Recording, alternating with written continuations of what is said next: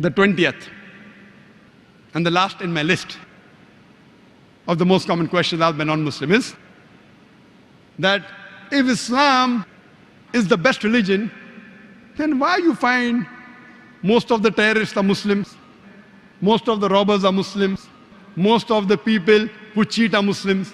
Why?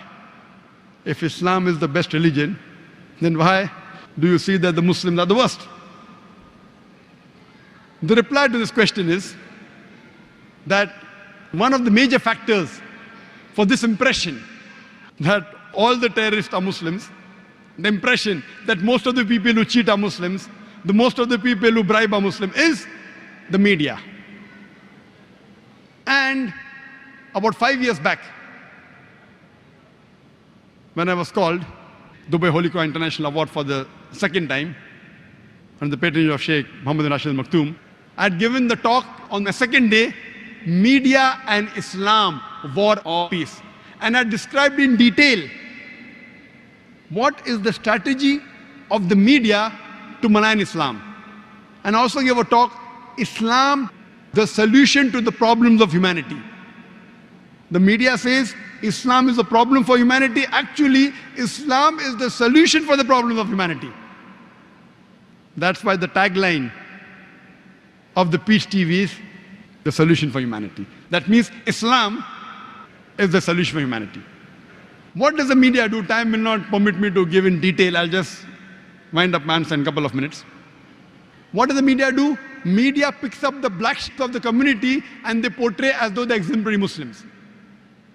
See, we have black sheep in the community. We do have many Muslims who are namesake Muslims. They aren't practicing Islam. They pick them up and they portray as though they're exemplary Muslims. Many a time the media, they quote something of the Quran, they quote out of context. Whenever they get information, they malign the Muslims. For example, we know in 1996, the Oklahoma bombing, at that time, it was the biggest attack on American soil. More than 100 people were killed, 166 people were killed. It came as headlines, Middle East conspiracy, Middle East conspiracy. Muslims to blame, Muslims to blame. Headline for days and weeks together. Later on, when they came to know it were 2 American soldiers, it comes once and vanishes. When they don't know the culprit, it comes for days as headlines. When they come to know the real culprit, 1 or 2 days, the news goes out.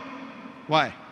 In India, we have 50-year-old Muslim Arab marrying an 18-year-old girl, headlines.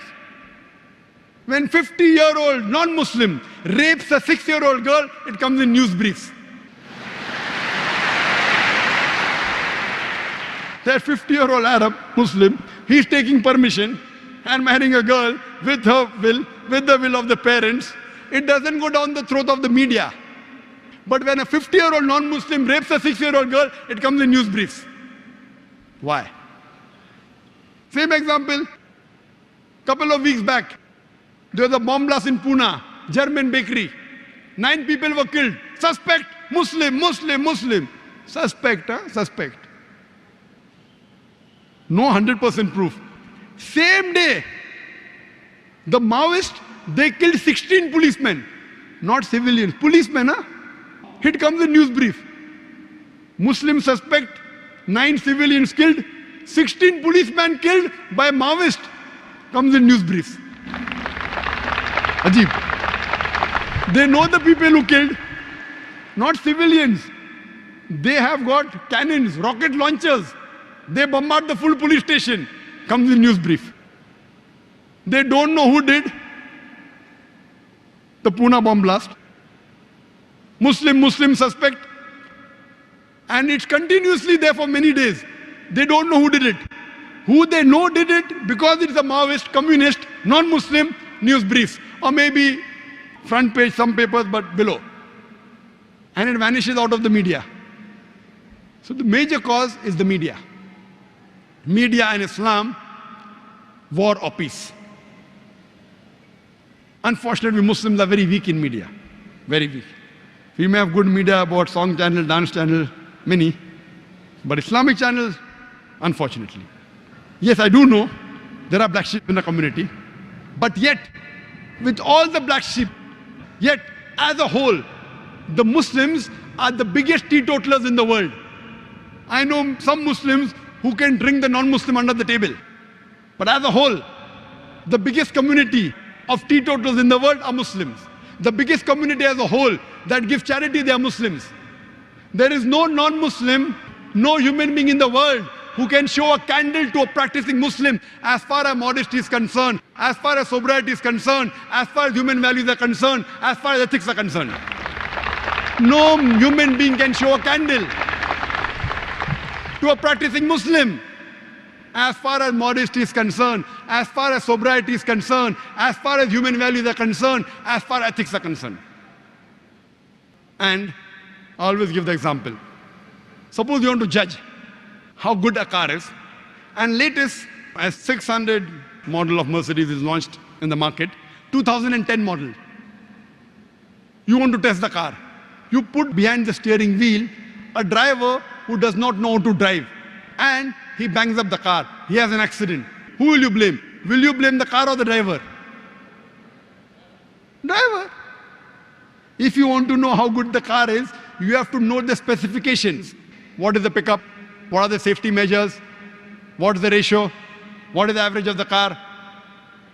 Anti-brake locking system. Look at the specifications. And really, if you want to test drive the car, put behind the steering wheel an expert driver. If you really want to know about Islam, don't look at the Muslims. Look at the scriptures, the glorious Quran and the Sahih Hadith. Don't look at me. Don't look at the Muslims. If you really want to test drive a car, put behind the steering wheel an expert driver. The best exemplary Muslim you can find is Prophet Muhammad Sallallahu Alaihi Wasallam. Read his seerah, you will find he's the best exemplary Muslim and the best exemplary human being that has lived. That's the reason I say that understand the religion by looking at the scriptures. And when you read the scriptures, the authentic sources, the Quran and Sahih Hadith, you will really appreciate Islam.